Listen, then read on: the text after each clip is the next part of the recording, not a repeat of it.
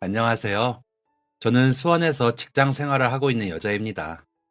제게는 저보다 2살 어린 남동생이 있어요. 남들은 남매라면 서로 죽일 듯 물어뜯고 싸우고 사이가 좋지 않다는데 저와 동생은 그런 것 없이 잘 지내왔던 것 같아요. 아무래도 동생이 누나를 이겨먹으려 들지 않고 말을 잘 들어서가 아닌가 하는 생각이 드네요. 참 좋은 동생이죠. 그런 동생과 저에겐 참 가슴 아픈 일이 있었답니다. 저희 집은 그때 당시 아주 평범한 축에 속했던 4인 가족이었습니다.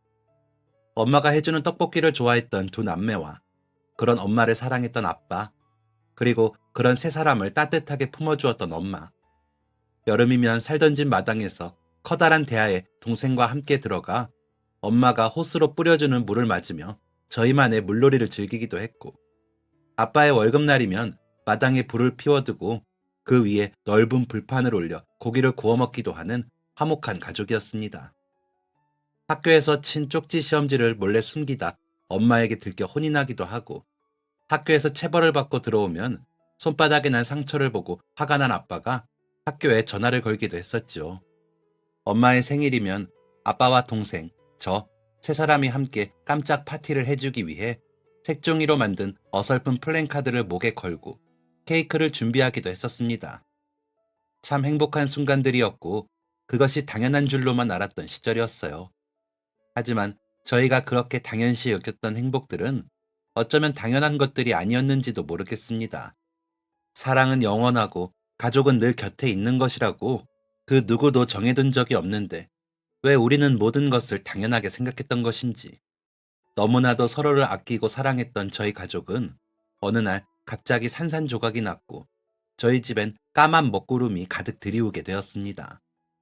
2살 아래 남동생인 명석이와 텅 빈 거리에 단둘이 남겨진 것은 제가 9살, 동생이 7살 되던 해 어머니가 집을 나가면서부터입니다.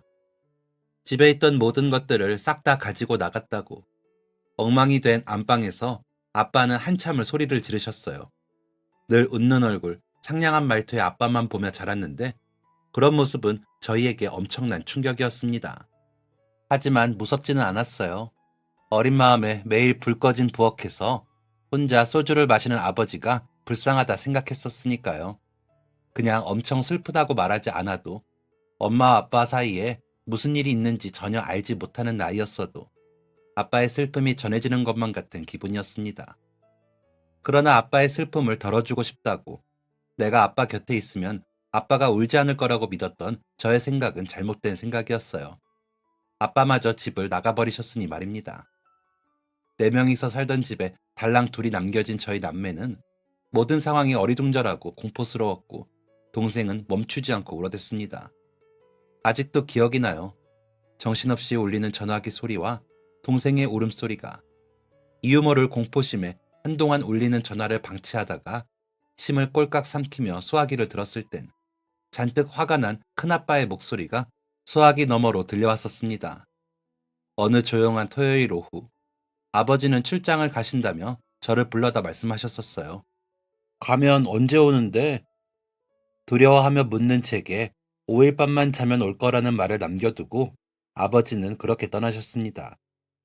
아버지가 출장길에 나서고 5일을 꼬박 지나 6일째 밤이 되던 날, 저는 잠든 동생을 혼자 집에 두고 동네 파출소로 달려갔어요.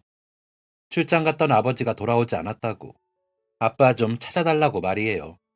파출소에선 그런 저를 토닥여 달래시며 아빠가 출장이 늦어져서 늦는 것일 수도 있으니 일단 집에 가서 조금만 더 기다려보자 하고 말하셨습니다. 혼자 달려온 여자아이를 순찰차로 집까지 데려다 주던 경찰 아저씨의 고막은 그날 밤 내내 고통에 시달렸을지도 몰라요. 그날 악에 바친 9살짜리 아이의 엉엉 우는 울음소리가 순찰차를 뚫고 차창 밖으로 뻗어나갈 정도였으니 말입니다. 그렇게 다음 날이 되어서야 소식을 들은 큰 아빠께서 저희 집 전화기를 연신 울려댄 것입니다. 화가 난 목소리의 큰 아빠께서는 제가 여보세요 라고 하기도 전에 네 아빠 있나? 없제? 하셨습니다. 그땐 그 사투리마저 꼭 저를 나무라는 것처럼 느껴져 눈물부터 뚝뚝 흘렀었어요. 그 억양이 무서워서 말이에요. 어린 저는 큰아빠가 너무 무서웠습니다. 몇 시간이나 더 흘렀을까요? 누군가 현관문을 두드리는 소리가 들려왔어요. 순간적으로 엄마 아빠인가 하는 생각이 들었습니다. 하지만 현관문 앞에 서 있던 사람은 엄마 아빠가 아니라 저희 막내 고모였어요. 부산으로 내려가자. 고모께서는 부산 큰 집으로 내려가는 내내 동생과 저를 딱한 표정으로 바라보았습니다. 그리고 낯선 땅 부산에서의 생활은 잠깐이었지만 참으로 끔찍했어요. 정말 마지못해 저희를 거둔 것 같은 느낌이었습니다. 큰아빠도 큰엄마도 사촌 언니와 오빠도 아무도 저희 남매를 반가워하지 않았어요. 반가워할 상황도 아니긴 했지만 부산에 머무는 내내 큰집 식구들의 냉랭함에 집 어디에도 제대로 발을 붙일 곳이 없이 가시방석이었습니다. 그러던 어느 날 고모께서 다시 저희를 데리러 부산에 내려왔어요. 큰엄마께서 멋쩍은 표정으로 고모 앞에 고개를 숙이던 모습이 기억납니다. 고모는 우리를 데리고 다시 서울로 올라가는 버스에서 내내 큰아빠 욕을 한 바가지로 했다가 저희를 보며 눈물을 훔치기를 반복하셨습니다. 그리고 우리가 도착한 곳은 다시 돌아온 서울의 어느 식당이었어요. 이제부터 너희가 지낼 곳이야. 고모는 저희 남매를 식당 구석의 한 쪽방으로 데려갔습니다. 얼마 없는 짐을 서둘러 방에 내려두고 고모는 무릎을 굽혀 제 눈을 마주치며 말씀하셨어요. 명주야, 고모 말 잘 들어.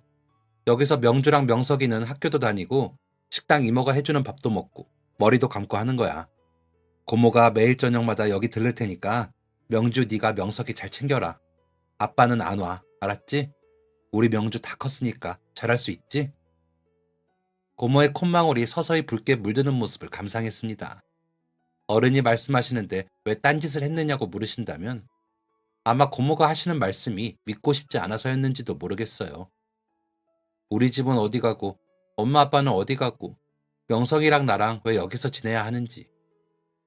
하루아침에 고아가 되어버린 부정하고 싶은 상황 속에서 그래도 저는 명석이의 누나임을 잊어서는 안 됐습니다.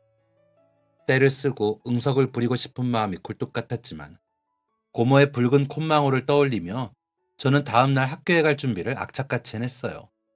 창문 하나 없는 방에 명석이와 둘이 앉아있으면 시간이 흘러도 아침인지 밤인지 구분이 되지 않았습니다. 시간 맞춰 방 문을 열고 고모의 친구라는 이모께서 반찬들을 가져다 주시면 저는 방바닥에 덩그러니 놓여있는 밥솥 뚜껑을 열고 그릇에 밥을 펐어요. 그것이 저희가 저녁을 누리는 유일한 방법이었고 저는 명석이와 저녁을 먹으며 생각했습니다. 이곳에서라도 명석이와 함께 지낼 수 있어서 다행이라고. 고아원 같은 곳에 버려지지 않아서 다행이라고. 학교를 마치고 돌아오면 저는 식당 이모 옆에 소매를 걷고 앉아 손님상에 나갈 수저를 닦았습니다. 그러면 이모께서는 저를 보는 딱한 표정을 숨기지 못하고 제 손에서 수저를 빼앗아 명석이 먹을 과자를 대신 쥐어주었어요. 과자를 달라고 했던 행동이었다기보다 저도 모르는 미안함과 고마움에 그런 행동들을 했던 것 같습니다.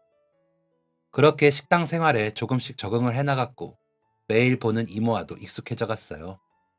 골목에서 이모를 마주치면 달려가 안녕하세요 하고 인사를 하는 정도였다고나 할까요? 익숙함에서 나오는 반사적인 행동들이 늘어갔지요. 매일 저녁마다 식당에 들러 저희를 보살펴주던 고모께서는 시간이 지날수록 제게 내일은 명석이랑 둘이 있을 수 있지? 라는 말을 자주 하셨고 이틀에서 사흘, 사흘에서 일주일 점점 발걸음을 멀리 하시게 되었습니다.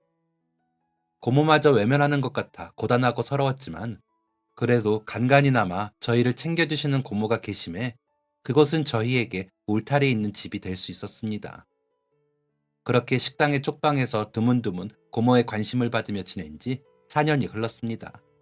그곳에서 지내는 동안 빼먹지 않고 했던 생각은 고모가 이러다가 어느 날 갑자기 발길을 뚝 끊어버리면 그땐 어쩌지? 그때도 우리는 여기서 계속 지낼 수 있는 건가? 고모마저 우리를 버리면 그땐 어쩌지? 였어요. 그만큼 불안함 속에 하루하루를 보낸 것입니다. 하지만 고모께서는 끝까지 우리를 포기하지 않았어요.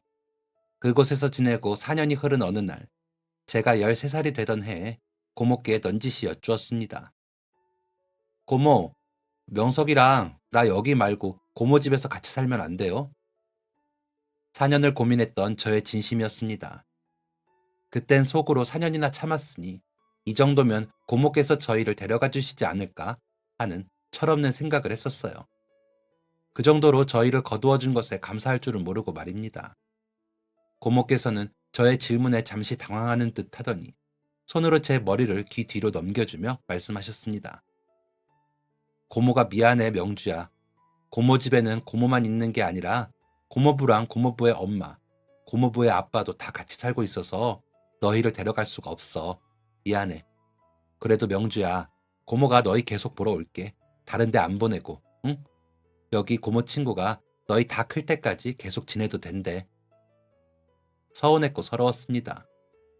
고모께서는 최선을 다해 주셨지만 13살의 제게는 마냥 서운하기만 한 일이었어요.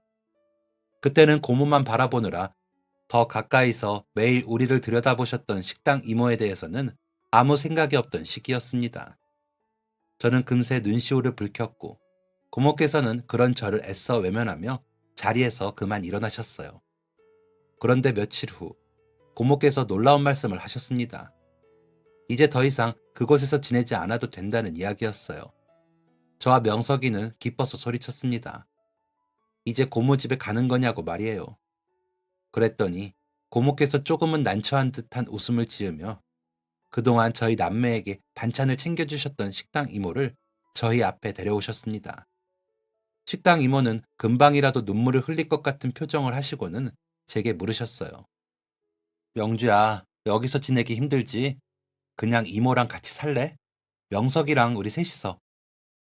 그 말을 듣고 저는 어이가 없어 고모를 째려보았습니다. 고모마저 우리를 버리는 거구나. 이제 정말 우리 남매가 남의 손에 버려지는구나. 함께 서 있던 명석이가 제 손을 꼭 붙잡아 왔습니다. 또 버려지기 싫은 건 명석이도 마찬가지였을 겁니다. 고모께선 그런 저희를 한 번씩 품에 안았다가 놓아주었고 식당 이모는 제 손을 가져가 이모의 커다란 손 위에 포개며 말씀하셨어요. 고모가 너희를 버리는 게 아니라 내가 너희랑 같이 살고 싶어서 그래.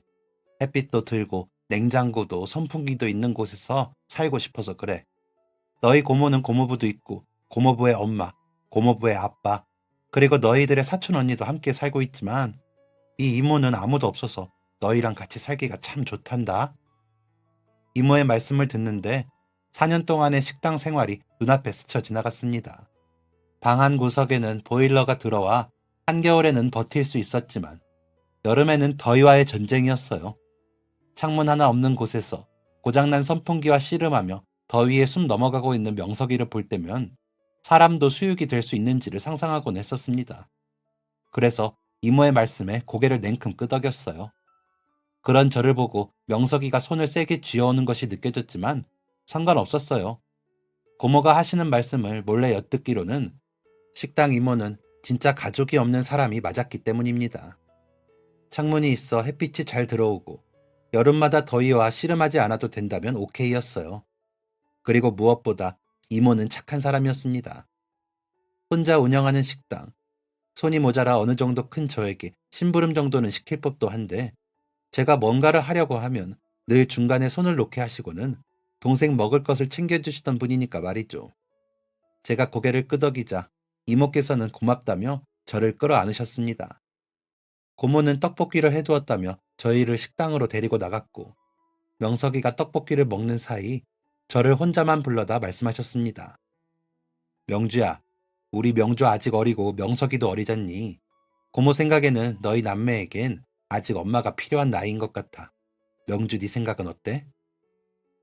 한 입 베어 먹다 내려놓은 튀김 생각이 싹 없어지는 순간이었습니다. 고모, 그걸 말이라고 하세요? 당연히 엄마가 필요하죠. 남들은 다 엄마가 있는데 우리만 없다고요. 목적까지 올라온 말을 꼭 삼키며 가만히 고개를 끄덕이는 것으로 대신했더니 고모의 입에서 방금 전 식당 이모께서 하셨던 말씀보다 더 놀라운 말이 튀어나왔습니다. 명주야, 혜자 이모가 명주랑 명석이 엄마이면 어때? 저는 숙이고 있던 고개를 들어 명석이와 함께 떡볶이를 먹고 있는 식당 이모를 바라보았어요. 명석이는 이모와 둘이 남은 식탁이 어색한지 자꾸만 힐끔힐끔 이쪽을 쳐다보고 있었습니다. 혜자 이모, 나쁘지 않지. 저는 괜히 머릿속으로 생각 회로를 돌리기 시작했습니다. 이모는요? 이모는 우리가 아들, 딸이면 어떻대요? 싫어하지 않을까요? 절대. 혜자 이모가 너희를 얼마나 예뻐하는데. 명주야, 너희만 괜찮다고 하면 고모가 이모랑 명주랑 명석이랑 가족 되는 법 찾아볼게. 응? 그러니까 잘 생각해봐. 그 대화를 마지막으로 고모와 저도 그 식탁에 함께 앉아 떡볶이를 먹기 시작했습니다. 저는 명석이의 접시로 튀김을 먹기 좋게 잘라 놓아주는 혜자 이모를 빤히 쳐다보았어요. 솔직히 말하면 저는 그때 혜자 이모가 엄마가 되는 상상을 하느라 떡볶이를 잘 먹지도 못했습니다. 그리고 저는 무한한 상상 끝에 결론을 내렸어요. 도망간 엄마 대신 혜자 이모를 엄마로 여기고 사는 게 어색하더라도 여기저기서 부모 없이 사는 애라는 말을 들으며 사는 것보다는 훨씬 낫겠다고 말입니다. 그날 밤 이부자리를 펼쳐두고 나란히 누운 동생에게 이야기를 전했어요. 누나는 혜자 이모가 새엄마가 되어주면 좋겠다고. 그 말을 듣자마자 명석이가 이불을 발로 차며 일어났습니다. 그럼 우리 엄마는? 우리 아빠는? 명석이는 화가 난다는 듯 말했어요. 그 마음이야 저도 100번 이해할 수 있었습니다. 하지만 명석이보다 제가 누나이니까 더 어른스러운 생각을 해야 한다고 저 자신을 내몰았던 것 같아요. 처음에는 그 말을 애써 무시하려 했는데 제가 대답을 하지 않자 명석이도 조바심이 났는지 울음보를 터뜨리려 하기에 그 녀석의 두 손을 잡고 가만히 자리에 앉히며 신경질적으로 대답을 해버렸습니다. 동생을 조금 달래면서 이야기했어도 됐는데도 말이에요. 너 지금 무슨 소리를 하는 거야? 우린 엄마 아빠 없어. 엄마 아빠가 우리를 버리고 가서 낮인지 밤인지도 모르는 이 방에서 살고 있잖아. 그나마 고모랑 혜자 이모가 우리를 거두어 주셨으니 다행이지. 고모가 없고 혜자 이모가 없었으면 우리는 고아원에 끌려가서 헤어져 살고 있을지도 몰라. 알겠냐? 더 착하게, 더 좋은 방식으로 얘기할 줄을 몰랐던 저는 그렇게 동생에게 상처가 될 법한 말들을 해가며 현실을 일깨워주게 되었습니다. 그래도 부모 없이 사는 애라는 말을 안 들어도 되는 게 좋지 않느냐는 말은 하지 않았어요. 왠지 해서는 안 되는 말인 것만 같았었기 때문입니다. 동생에게 설득 아닌 설득을 하는 것에 성공한 저는 답답했던 쪽방에서 벗어나 그렇게 혜자 이모네 집에 들어가게 되었습니다. 혜자 이모의 집은 그때 당시 상상했던 것보다는 몹시 작았어요. 원래 부모님과 살던 집 같은 곳을 상상했었는데 거실인지 주방인지 알 수 없는 거실 겸 주방 하나와 작은 방 한 칸이 전부였습니다. 어린 마음에 실망을 했지만 이모께서는 거짓말을 한 것이 없었습니다. 그 집은 낮이 되면 따뜻한 햇살이 드는 집이었고 팔팔하게 돌아가는 선풍기와 냉장고가 있었어요. 구석에 웅크리고 앉아 침울한 표정을 짓고 있는 동생을 뒤로 하고 저는 이모의 뒷공무니를 졸졸 따라다녔습니다. 이모께서 설거지를 하면 옆에서 식탁을 닦고 이모께서 요리를 하면 옆에서 설거지를 했어요. 명주야, 안 그래도 돼. 그냥 명석이랑 앉아서 TV 보고 있어. 이모께서는 그런 저를 달래며 말씀하셨지만 저는 멈출 수 없었습니다. 이모에게마저 버림받지 않으려면, 이모에게마저 외면당하지 않으려면 그 옆에 찰싹 붙어서 제가 할 수 있는 건 다 해야만 했어요. 고집을 부리며 이모를 졸졸 따라다니기를 일주일.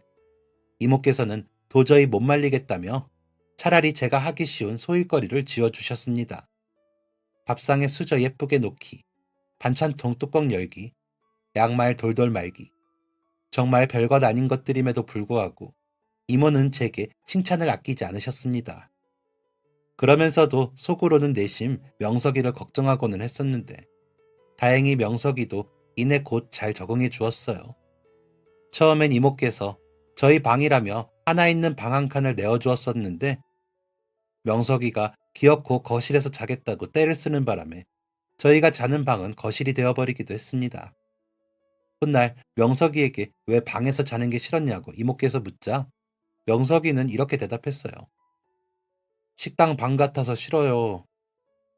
새로운 집으로 왔지만 꼭 고립된 것만 같은 느낌을 주었던 그때의 식당 쪽방을 명석이도 또렷이 기억하고 있었던 것입니다.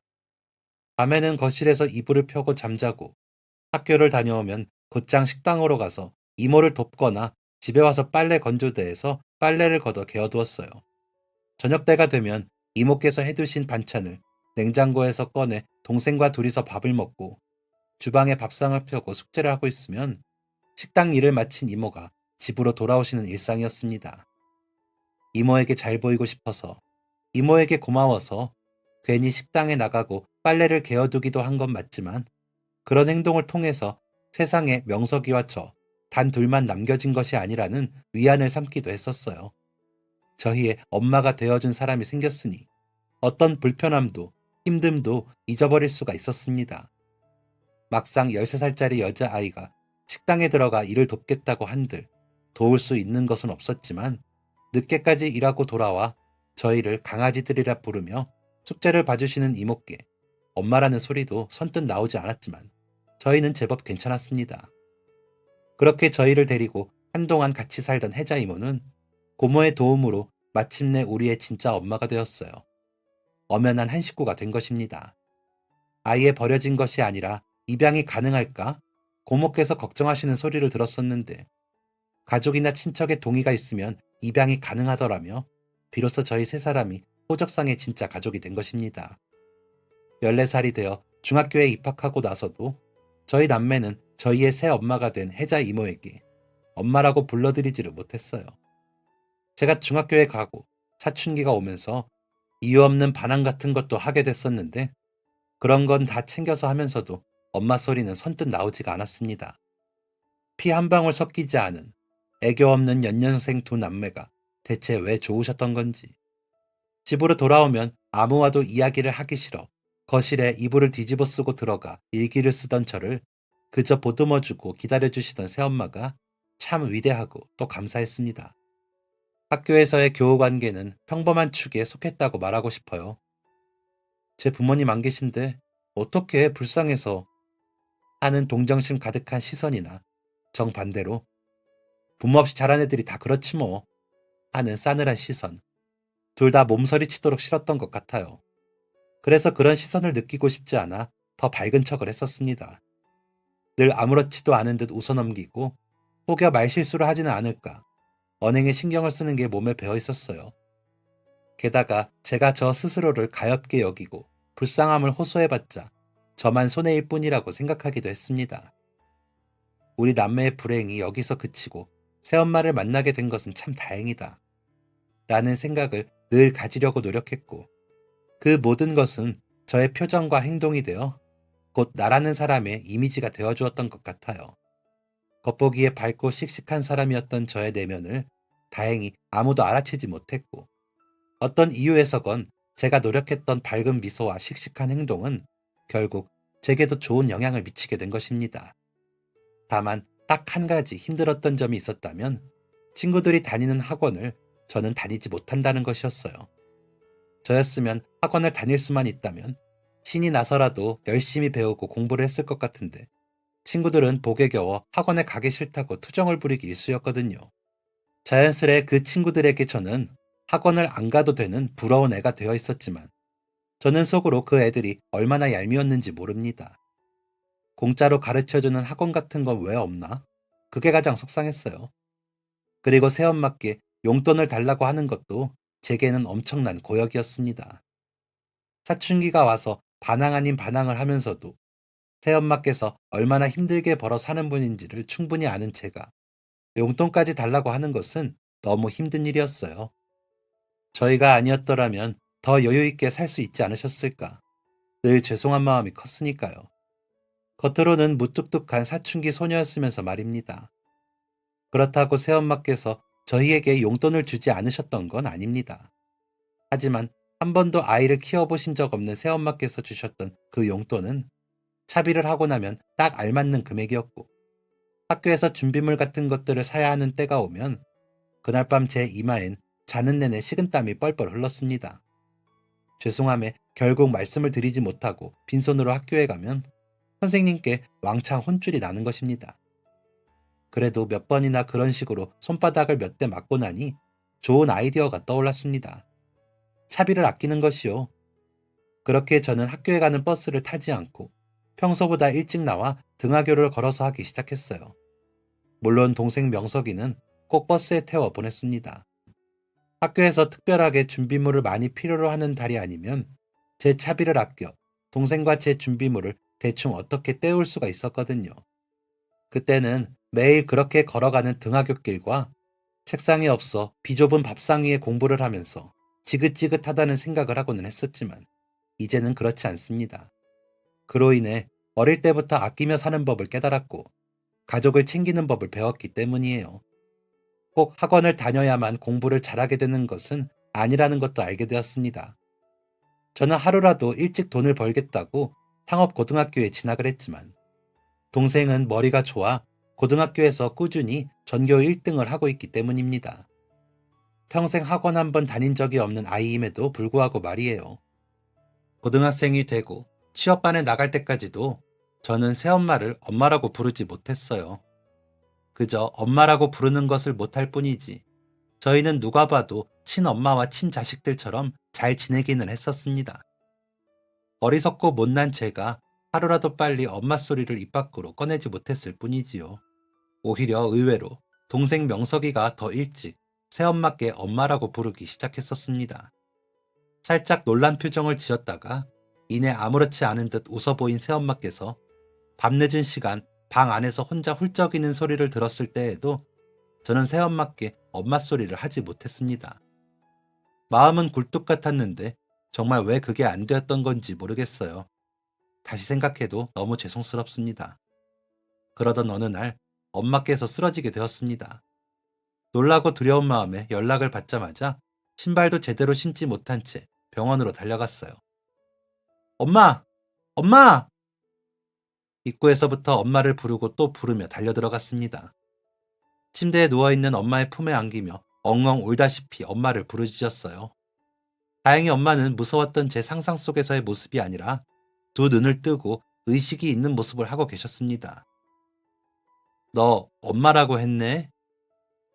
엄마의 조금 어눌해진 말투가 가슴께에 콕콕 박혔습니다. 너무너무 무섭고 두려웠어요. 엄마를 잃게 될까봐요. 저는 그렇게 엄마가 쓰러지고 나서야 엄마라는 소리를 하게 되었습니다. 진즉에 불러드릴 걸 얼마나 후회했는지 몰라요. 엄마의 병명은 흔히 말하는 중풍이었고 반신마비가 일어나고 있었습니다. 속상한 마음에 엉엉 우는 것도 잠시 각종 검사와 엄마의 치료, 다시 현실로 돌아와 집안일과 간호, 학교를 병행하며 바쁜 하루하루가 계속되었어요. 엄마께서 일을 할 수 없게 되면서 생활보호 대상자 지원금으로 1년을 버텨야 했으며 저는 학교와 집안일, 엄마 간호를 정신없이 챙기면서도 빨리 취업에 나서야겠다라는 생각뿐이었습니다. 그렇게 하루하루 정신없이 시간을 보내던 중 찾아올 사람 없는 병원에 낯선이가 찾아왔어요. 저는 그때 엄마의 침대 옆 간이 의자에 앉아 엄마의 손톱을 깎아주고 있었고 엄마는 그런 저의 집중한 얼굴을 재미난 듯 구경하고 계셨어요. 또각또각 울리던 두터운 구두굽 소리가 엄마의 침대 앞에서 멈춰섰고 엄마 손톱을 깎던 자세 그대로 몸을 돌려 멈춰선 두 발을 보자마자 깜짝 놀라 자리에서 벌떡 일어났습니다. 간이 의자가 바닥과 세게 마찰하며 듣기 싫은 소음이 불쾌하게 병실에 울려 퍼졌고 놀란 눈을 하고 바라본 곳에는 저보다 더 놀란 눈을 하고 저를 바라보는 아빠가 서 계셨습니다. 순간적인 반가움과 알 수 없는 슬픔에 와락 아빠의 품에 안기며 엉엉 울어버리고 싶었지만 망설여졌습니다. 저를 버리고 간 사람이니까요. 하지만 이미 구두를 보는 순간 터져버린 눈물은 막을 수가 없었습니다. 아빠냐고 묻는 말에 아빠께서는 명주야 하고 덜덜 떨리는 목소리로 제 이름을 부르셨어요. 한 번에 아빠를 알아본 저 때문에 많이 당황한 모양이었습니다. 하긴 저도 그 얼굴만 봤더라면 아빠를 알아볼 수 없었을 것입니다. 하지만 아빠가 신고 있는 그 구두만은 한 번에 알아볼 수 있었어요. 저희 가족이 화목한 가족이었던 시절 엄마가 생일 선물로 사준 구두를 아껴 신느라 앞코가 살짝 까졌는데도 절대 버리지 않던 아빠였습니다. 그 구두를 명석이와 한 짝씩 나눠 잡고 반짝반짝해질 때까지 닦아 놓으면 아침에 출근하시는 아빠가 그 구두를 꺼내어 보고 저희를 양팔로 끌어안으며 볼에 뽀뽀를 해주시곤 했었습니다. 앞코가 까진 신발을 계속 신고 다니는 아빠를 답답해하던 엄마가 신경 쓰여 몰래 까만 매직으로 앞코를 칠해두곤 했었는데 그 자국이 희미하게 지워지고 그대로 까져 있는 그 구두를, 까만 매직이 지워지고 지워져 희미한 흔적만 남은 그 구두를 알아보지 못할 수가 없었습니다. 엄마도 도망을 가고 아빠도 결국 그 분노에 저희를 버리고 말았으면서 왜 그 구두는 여태 버리지 못한 건지 이해가 가지 않았습니다. 명주야, 아빠 알아보겠어? 아빠가, 아빠가 미안하다. 아빠는 그 세월 속에 어떻게 고모와는 다시 연락을 하면 지냈던 건지, 저희 남매가 고모 친구의 손에 거두어져 산다는 소식과 그 친구가 쓰러져 병원에 입원했다는 소식을 모두 전해 듣고 죄책감에 이곳으로 오신 것이었습니다. 아빠는 내내 서서 용서를 빌었습니다. 어떻게 해야 할지 몰라 저는 가만히 외면만 했습니다. 그리고 아빠가 병실에 들어온 지 몇 분 지나지 않았을 때 문을 열고 고모가 들어오셨어요. 엄마는 제게 고모와 아빠와 함께 밖에 나가 밥이라도 한 끼 하고 오라고 제 손을 잡았습니다. 싫다고 말하고 싶었지만 엄마가 힘주어 잡는 손에 꼭 무슨 뜻이 담긴 것만 같아 거절하지 못하고 어색한 발걸음을 내딛었어요. 병원 앞 식당, 아빠의 갑작스런 방문에 어색하게 식당에 둘러앉은 세 사람에게 냉한 기운이 맴돌았고 고개를 숙인 채 아무 말도 못하는 아빠의 그 침묵을 고모가 깨트렸습니다. 인간아, 네 눈으로 똑똑히 잘 봐라. 우리 명주 잘 컸지? 이 얼굴이 어디 세상살이 신산스러움을 다 겪은 얼굴인지 한번 자세히 봐봐. 어린 나이에 부모 다 잃고 힘들게 살았다고는 믿기지 않을 만큼 밝고 구김살 없지 않니? 얘가 어딜 봐서 햇빛 한 점 들지 않는 식당 쪽방에 동생이랑 웅크리고 앉아 아침인지 밤인지도 모르고 하루하루를 살았던 아이로 보이니? 우리 명주 웃는 얼굴이 얼마나 예쁜지 오빠 너는 모르지? 화목한 집안에서 부족한 것 없이 유복하게 자란 또래 아이들 누구라도 명주처럼 이렇게 예쁘게 웃을 줄 아는 애는 없을 거야. 오빠 넌 뭐가 우리 명주를 이렇게 웃게 만들었다고 생각해? 누가 우리 명주한테 이런 천사 같은 미소를 선물했을까? 고모의 말투는 상냥했지만 그 안에 담긴 말들은 아빠를 나무라는 내용들이었고 아빠는 아무런 대답도 하지 못하고 테이블에 고개를 받고 엉엉 울어버렸습니다. 식당 직원이 우리 자리로 음식들을 내어주었지만 세 사람 중 그 누구도 수저를 들지 않았어요. 가까스로 눈물을 멈춘 아빠가 제게 진심으로 용서를 빌었고 저는 테이블 위에서 차갑게 식어가는 찌개 뚝배기만 하염없이 바라보았습니다. 미안하다, 잘못했다는 말에 무슨 대답을 해야 할지 도저히 모르겠더라고요. 2시간이 넘도록 저희는 테이블 하나를 사이에 두고 앉아 있었지만 아빠의 절절매는 사과의 말 말고는 아무 말도 오고 가지 않았습니다. 일방적인 사과였어요. 그리고 다시 돌아온 병실. 잔뜩 힘이 빠진 제게 어눌한 말투의 엄마가 말씀하셨습니다. 아빠를 용서하라고. 엄마는 괜찮다고. 너는 아빠의 구두를 보고 한 번에 알아볼 정도로 아빠를 그리워하지 않았냐고. 엄마는 괜찮으니까 명주 네가 괜찮으면 네가 용서하고 싶으면 마음껏 용서하라고. 아픈 엄마 앞에서는 차마 울 수가 없어 뒤를 돌아 집으로 돌아가는 길에 숨을 죽여가며 울고 또 울었습니다. 집으로 돌아가 그날 있었던 일을 명석이에게 전하자 명석이도 눈물 범벅이 되어 믿을 수 없다는 듯 제게 묻더군요. 엄마가 진짜 아빠 용서하래? 저는 가만히 고개를 끄덕였습니다. 우리만 괜찮으면, 우리만 용서하고 싶으면 엄마는 괜찮대. 우리 하고 싶은 대로 하래. 그렇게 저희 남매는 밤샌 상의 끝에 고모를 통해 아빠와 다시 만나는 자리를 갖게 되었습니다. 다시 아빠와 만난 자리. 저희는 아빠에게 딱 한마디 여쭈었습니다. 그 구두 왜 아직도 안 버리고 신고 다니느냐고 말이에요. 아빠는 말씀하셨습니다. 근데 너희한테 해서는 안 될 짓을 했지만 그때 아빠는 엄마와 너희를 정말 사랑했고 그래서 이 구두가 좋았어. 너희 엄마가 선물하고 사랑하는 내 자식들이 한 짝씩 나누어 반짝반짝 예쁘게 닦아주었던 그 구두를 버릴 수가 없었어. 아빠는. 명주, 네가 매직으로 칠해진 부분이 지워질 때마다 후회하고 또 후회했어. 너희들을 끝까지 지켜주지 못하고 무책임하게 떠난 것을.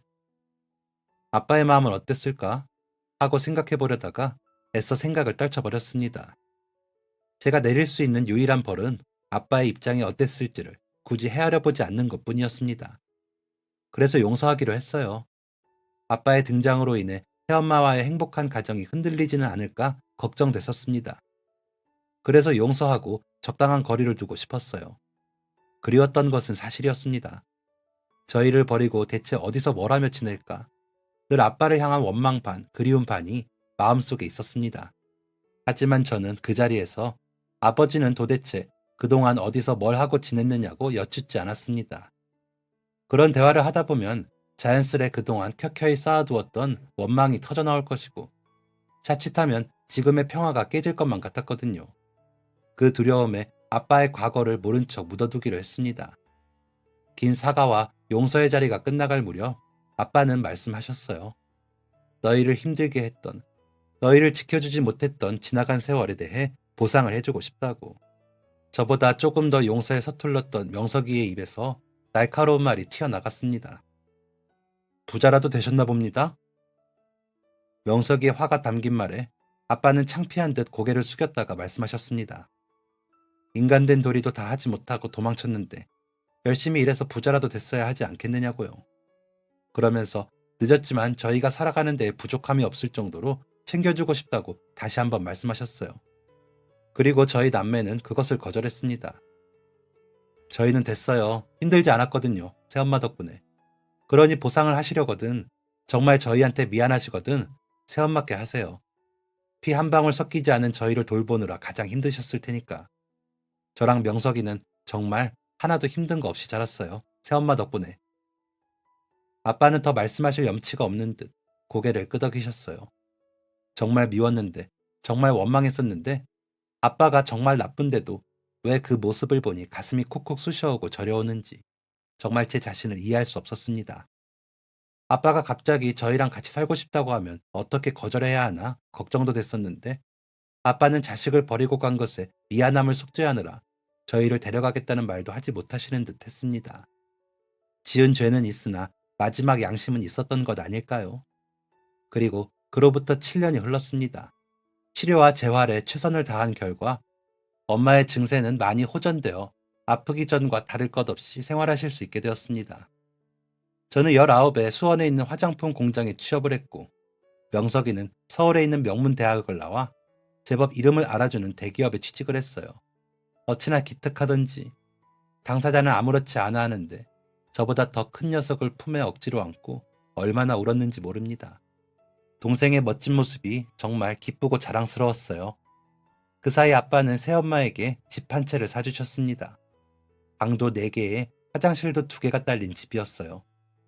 저는 회사에서 기숙사 생활을 하느라 떨어져 살고 있지만 아무리 피곤해도 주말은 꼭 엄마와 함께 그 집에서 보내려고 노력하고 있습니다. 어렸던 저희 2남매를 텅 빈 집에 홀로 버려두고 사라져버린 아빠가 원망스럽고 그것만 생각하면 도저히 용서할 수가 없지만 새엄마의 소식을 듣고 용기 내어 다시 돌아와 새엄마를 도운 것에 대해 고마움을 느끼며 용서해 나가고 있습니다. 새엄마도 저희가 아빠에 대한 원망을 하루빨리 떨쳐버리기를 원하고 있고 말이에요. 사실 7년쯤 되니 아빠에 대한 상처가 거의 다 치유된 것 같은 기분이 듭니다. 그래서인지 아빠를 만나 시간을 보내는 것이 이제 그렇게 불편하지 않더라고요.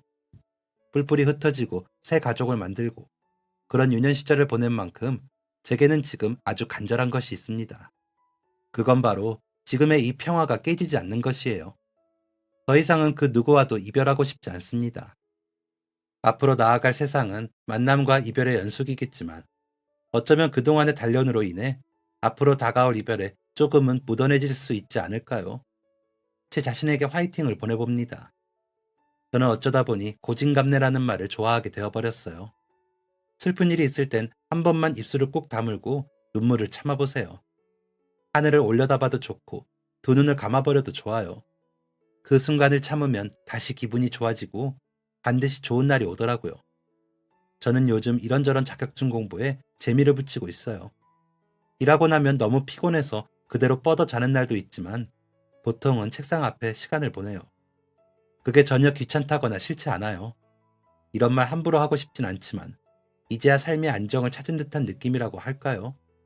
엄마가 아프지 않고 동생이 슬프지 않고 아빠가 죄스럽지 않은 그런 요즘이 참 좋습니다.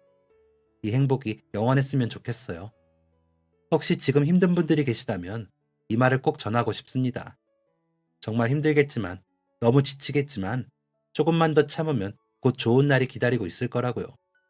그러니까 우리 씩씩하게 걷고 힘차게 웃어요. 쨍하고 해뜰 날 돌아온단다. 라는 노래가 있듯이 분명 우리에게 다가온 슬픔들은 어느 순간 싹 거치고 맑고 푸르른 하늘에 쨍하고 밝은 태양이 다시 떠오르는 순간이 찾아올 거예요. 제게 일어났던 악몽 같은 일들이 싹 잊혀지고 새엄마를 만나 좋은 순간들로만 가득 차게 된 저의 요즘처럼요. 그리고 한번 악몽을 겪고 나니 지금 행복을 놓치지 않기 위해서 더욱더 노력하게 되는 것 같아요. 주변 사람들에게도 노력할 뿐만 아니라 제 자신에게도 마찬가지로 노력하게 돼요. 저는 앞으로 더 좋은 사람이 되기 위해 노력하며 살아보려고 합니다. 이 행복을 놓치기엔 너무 힘들게 얻은 소중한 것들이거든요. 가진 것에 감사할 줄 아는 사람, 주변 사람에게 아낌없을 줄 아는 사람. 아직 제게 머나먼 길이지만 새엄마가 제게 그러하셨듯이 저도 꼭 그런 사람이 되겠습니다. 여러분 앞에서 저 약속하고 맹세합니다. 저의 맹세 들어주셔서 감사합니다. 지금까지 사연 들어주셔서 감사합니다. 사연이 재밌으셨다면 구독과 좋아요를 눌러주세요. 감사합니다. 안녕히 계세요.